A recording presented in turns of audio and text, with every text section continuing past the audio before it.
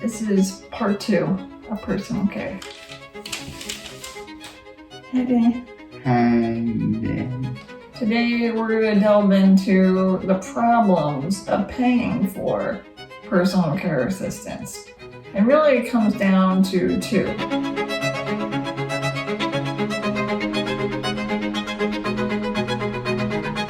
If you rely on it to the level that I do or more, it is prohibitively expensive. And life. It is life, and it is very much the everyday part of life for a lot of people with disabilities. And it is part of the reason why people don't pay privately. And when I say privately, that means completely out of pocket, that you're not receiving any sort of government assistance to pay for this care. A lot of people might say, well, that's why we have programs. We have Medicaid. We have waiver programs where the government will partially or fully pay for personal care. People that come to the house and provide the care. And then there are, of course, assisted living facilities.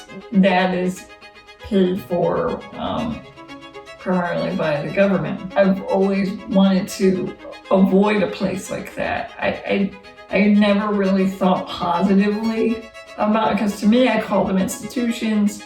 I've volunteered there. That I don't think is quality living.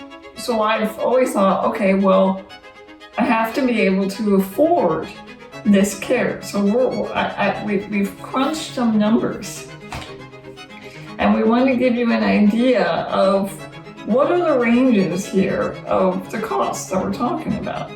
And so on the very, very low end, according to Indeed, a home health care worker could make about $9.79 an hour. If somebody were making, let's say, $9.79 an hour, that would be for them $19,580 a year. When we moved to Phoenix, we went on private pay, and we paid people $15 an hour. So we calculated, on average, it was about 6 hours a day, helping in the bathroom, helping get dressed, helping make meals, helping clean up in the kitchen. So $15 an hour times 6 hours a day is about $90 a day. And this has to go on 7 days a week, 365 days a year. Now, if you round that up to 100, because sometimes we would need extras. We maybe wanted to organize our closet. Maybe it was laundry day that day and they had to fold up the laundry and put it away. If you just round it up, okay, a little bit, easier math, you're at $100 a day, but it's 365 days a year. We're at $36,500. This is before payroll taxes, because of course these are employees. This is of your own money. So we were using it off of our savings. And it really, it starts to, for me, come down to dollars and cents around taking a poop. How much does it cost to take a poop? It's overwhelming. Okay, this is an area of my life that I've told some people, if I didn't have to deal with this, life would be much more simple. I think it would be much more easy. This is the hidden world of disability that people don't know about. The psychological aspects of it, it is difficult, and we have talked a bit about that, and we'll continue to talk about it. But it's more this frustration with dollars and cents, and managing your life and trying to move forward, and just feeling really stuck, I think. So the money part is a big problem. The other part is relying on humans is a really risky proposition, because we're fallible. When you're managing employees, people get sick. People get injured. People have traumatic events happen in their life. People get in accidents. People are just generally in bad moods sometimes, especially if we push some caregivers to be our person. And a lot of us, we do that with our families. Our parents become our sole caregivers, and they're stretched so thin. And I think that we don't talk about this enough in the disability community. It's an uncomfortable thing to think about. Like, what are we gonna do when our parent or that main caregiver isn't going to be able to do it anymore? I mean, I think about that constantly. And I think that that's why robotics are so important.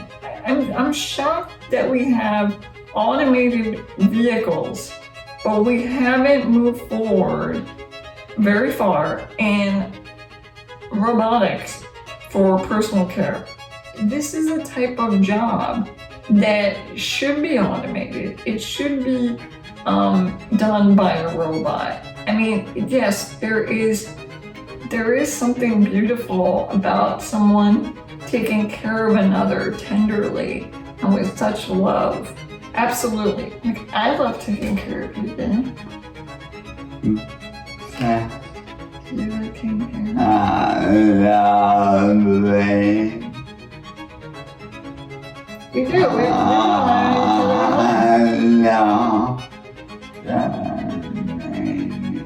Yeah. Dan helps me turn at night, and I rely on him that way, and he also helps with my arm exercises that you guys seen. My arm exercises. And then he also helps me with crossing my legs. I mean, I'm not saying that no one should ever provide any care. But what I'm saying is that for the everyday, for the mundane, for the really simple like tasks of getting dressed and transferring to one place to another, a robot could do this, people. And it could be it would be revolutionary. Yay! So the time is now, people, for robots. Okay, it's been the time. We need this like yesterday, and I'm working on it. We need to connect with people and make this happen. It is so long overdue, and I think it also would give people the autonomy that we really would appreciate.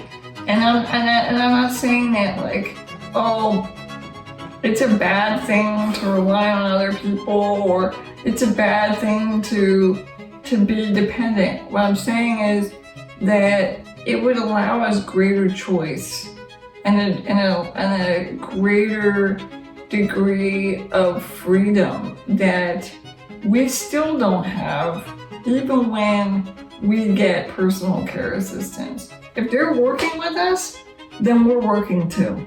And I think that that's something aside that people don't realize. They think, oh, well, it must be so nice to have the people waiting on your hand and foot. You have no idea. That comment shows a complete ignorance, because it is not being waited on hand and foot. We are thinking about that employee. We are thinking about our needs. We are thinking about how to meet our needs with this person, with all their complexities and what they bring when they come into our homes. So something to think about. Time is now, folks. Let the robotic revolution begin. I'm so serious. I'm serious. Keep it against you, folks. Thank you. Ciao. Thank you so much for watching another episode of The Ginshies, where we talk about our disability experiences and what they teach us about being human. Subscribe.